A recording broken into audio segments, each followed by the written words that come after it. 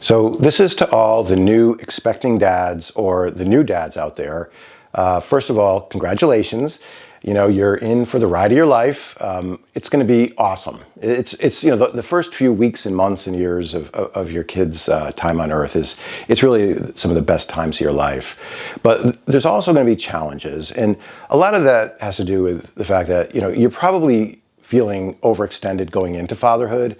And add a little baby to the mix, and it's like just your responsibilities and your workload is like tripled. And then on top of that, you got to deal with sleep deprivation, it's a real factor.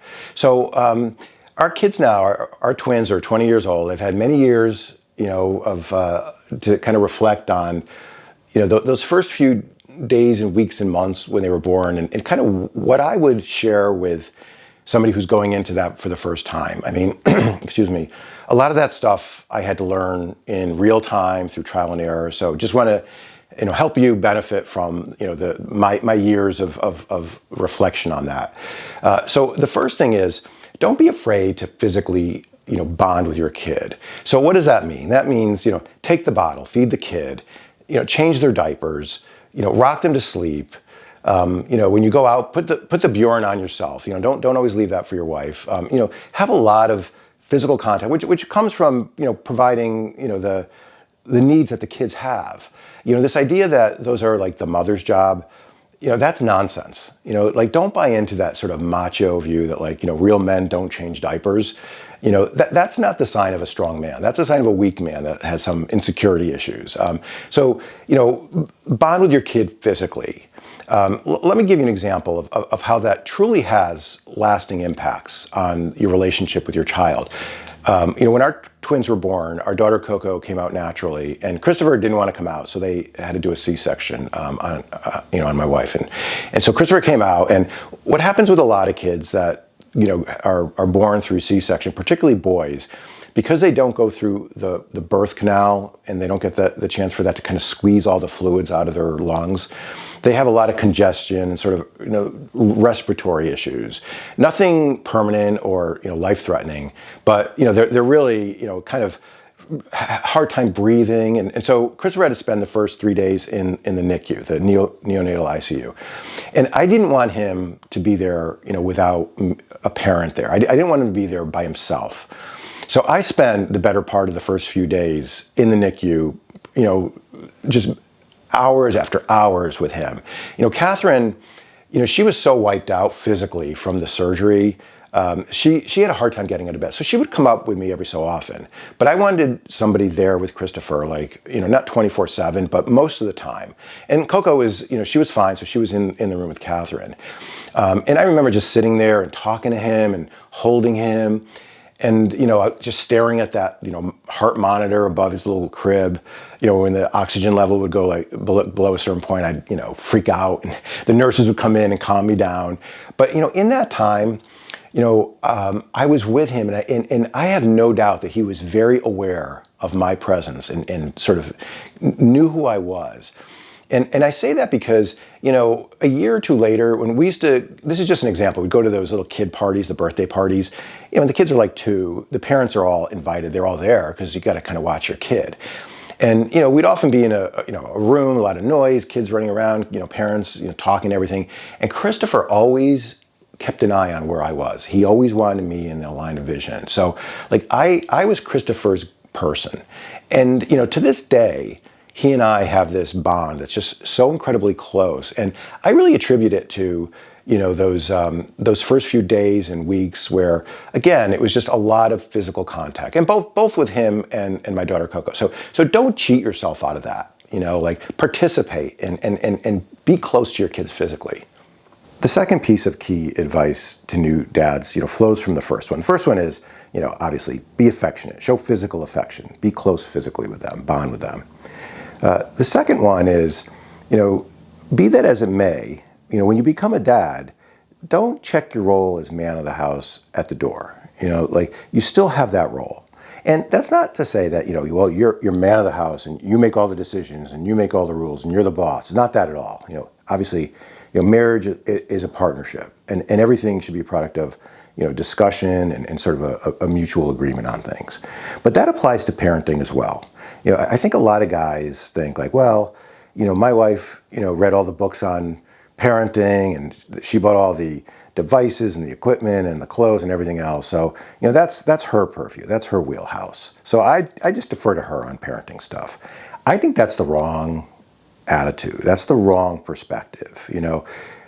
You as the dad have a lot to say in all aspects of parenting. And you know what? Your wife wants that. First of all, your wife doesn't want a wimpy guy that's going to just defer to her on stuff. You need to have a point of view, an opinion, and you need to voice that. There's certain things that are going to be important to you, and you got to kind of let her know what those are. And the other thing is, what a lot of women go through in childbirth is very taxing on the body. And, postpartum depression and postpartum emotional and even some mental issues, some cloudiness of judgment, those are real things. So, you're going to have to, at times, potentially weigh in and give an extra set of eyes on things, have a sort of an objective perspective. So let me give you an example of something that was important to me that I wasn't going to just defer to my wife on. That is, this was when the kids were a little older. They were probably, maybe 2.5 or so. We moved from our old house. We're moving from Arlington, which is really close to Boston, out in the country. And we knew that by the time we moved over the summer, by fall, they were going to need to start preschool. So while we were still living in Arlington, we researched the preschools in our new community. And we kind of came up with a short list of I think 4. And my wife said, well, I'll go visit them. I'll talk to the principal, the teachers, just, check them out. That way, we won't have to get a sitter. You could just stay with the kids. And I said, no, I really want to go too. I want to go to the schools. I want to talk to the people that work there. I want to know what each one is really about. I want to hear what they have to say about their perspective on education, that sort of thing. And she said, all right, well, then you just go. It's okay. I don't want to bother with a sitter. And I said, no, we'll get a sitter. We should both go. And she said, no, really, I trust you. Just tell me everything you hear and all that. So I went to all 4 of the schools, and that's exactly what I did. I went back and I reported everything. What they said, kind of the perspective they gave. And, Catherine and I were completely aligned on the school we picked. They ended up going to a Montessori school. It was awesome. Great for the kids. But the point is, that was something that was really important to me. And I wanted to be 100% part of the process of getting the information and making the decision. And I think that made my wife happy. I think she respected that. So, definitely, make sure that you participate as an equal partner in the parenting process, just like every other aspect of your marriage. The third piece of advice as a new dad is you got to stay healthy. You got to feel good. You got to take care of yourself. And as I always tell my kids, staying healthy boils down to 5 simple actions. Number 1 is you got to eat right, get your nutrition, plan your meals so you actually are eating good. Drink lots of water, keep working out, get exercise. Number 4 is tough. That is get enough sleep. So that just sometimes takes, when you're a new dad, arranging it with your wife so that you kind of take shifts or bring help in. And when your help comes in, maybe you can take a nap or have your helper, whether it's your mom or your dad or paid help, kind of watch the kids overnight so you get a good night's sleep. And number 5 is stay right with your Creator, with God. Stay in touch with God. Seek His guidance during these really critical days and weeks and months of your child arriving on Earth. And also just remember that God's with you. He gets you through the tough times. And the only other thing I'll say is you really try to keep a lid on the alcohol consumption. If you're somebody who likes to have a drink or two, with dinner, I get it. But, when you're in those first few weeks with a baby, you really need your rest. And, whether you want to admit it or not, alcohol is a toxin and it wears you out. It actually affects your mood long-term. It's not healthy. So, I'm not saying, you can't have a glass of wine every so often, but try to avoid it. In terms of maintain your health, it's one thing that just doesn't help. Put that on the shelf, at least for the first, few months of the kid's life. My number 4 piece of advice is, work it out with your employer in terms of getting the right amount of leave time. Most companies allow parental leave. So take whatever time you can. Sometimes, even if you get 2 or 3 weeks of parental leave, sometimes it's hard to take it. But, you can often just work it out with your boss and take it incrementally or over time.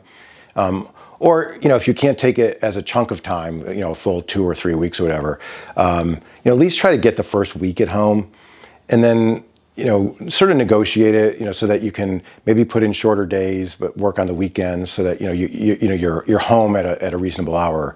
But anyway, the point is, figure out what you need in terms of parental leave and have that conversation with your manager. Now, under the, FMLA, as a parent, you get up to, I think it's like 12 weeks of leave time. Now that's, under FMLA, it's unpaid leave, but you might need to take that, if you really need to attend to your wife's health needs or the needs of the kids. So remember that as an option, even if it's, you need time beyond what the parental leave is that your employer provides, you might need to take some unpaid leave time, just to deal with the health of your kids or your wife. So keep that in mind. My 5th and final piece of advice is, make the most of bedtime. That pre-bed, before you put them down to sleep, nightly ritual. When our kids were newborns, we always end the day with music. We'd put music on and we'd dance and sing and everything else. One song we always played was like the last song of the night. It was, Mr. Sandman by one of those like 1940s girl groups. It was, bung, bung, bung, bung, bung, bung, bung, bung. Mr. Sandman, lend me your ear. And, Catherine would take one of the twins and I would take the other. We would dance and the kids would like laugh and smile and whatever. It was awesome. And then when the kids got a little older, when they got, old enough to sort of understand language and you could actually read to them, I always got in bed with the kids, read them books. Every night we had, spiritual time, read the Bible, and they had those awesome little kiddie Bibles, with the cartoons and everything. The kids love those. And we talked about God, right very, very early on, practically from when they could first speak. And I felt that was important. I felt like it was something they had to be exposed to, explained to them, so they had that sense of spirituality, right out of the chute. And I also felt like if I let time go by, that there's a good chance we would never get to that. I'll do that later. When the kids get a little older, talking about God, they're not going to understand that.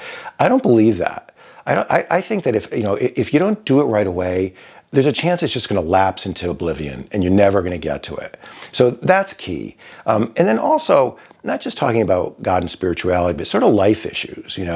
I think some parents are overly sort of paranoid about talking about like real life issues to their kids when they're very young. But you know what? The world is going to brainwash them into, the world's way of viewing the world. And I think a lot of that is really bad and hurtful to kids. So I'm going to get a head start on all that. I want them to hear it from me. So I'm not concerned. Things about even relationships, warning them about the dangers of drug and alcohol abuse. I started the kids are very young in that because they get exposed to that, earlier than you think. So, that's the time when I loved it because, it's the end of the day, they're kind of focused on you, the activities are all done. It's nice and calm and quiet and you just end on a real happy note. So, again, like you use that, bedtime to your advantage and enjoy that. So before I close, the last thing I'll say is, I kind of envy you, and being a new dad. I wish I could do that time over again. It's like the best time. The kids are awesome. It goes by so fast. Now I will say, there's things when the kids get in elementary school and middle school and high school, that's going to be wonderful for different reasons. But when they're toddlers, little babies, it's just amazing. Enjoy it and share the joy with your wife. Share the things that are making you happy. Having a kid shouldn't detract from your relationship with your wife one bit. It should just add to it. And also, just in terms of appreciating your wife, it should add to that as well. I've always said, like, My wife, when I met her, and to this day, I always felt like she is the most beautiful human being on earth. I really believe that.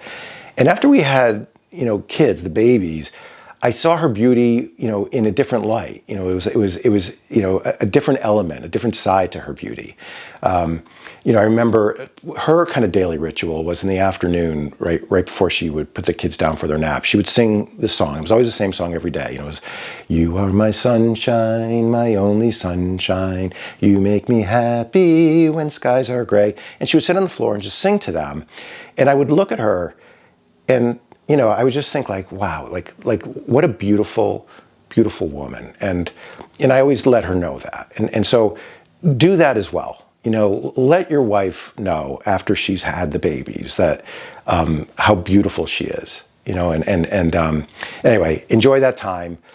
Please do hit the subscribe button. I'd love to have you be part of my community, and we'll see you next time.